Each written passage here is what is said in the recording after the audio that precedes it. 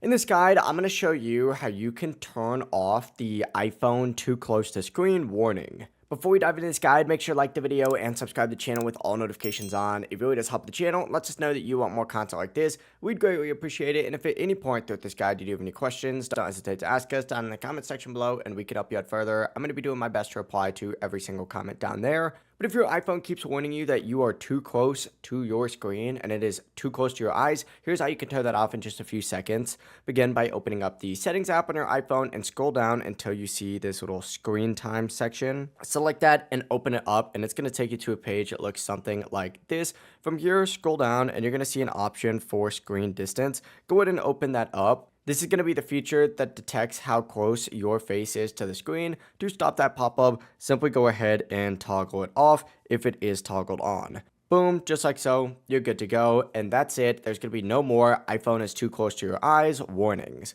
If this guide did help you out, make sure to like the video and subscribe to the channel with all notifications on. It really does help the channel and lets us know that you want more content like this. We greatly appreciate it, and if at any point through this guide you do have any questions, just ask us down in the comment section below and we can help you out further. Have a great rest of your day though. Peace.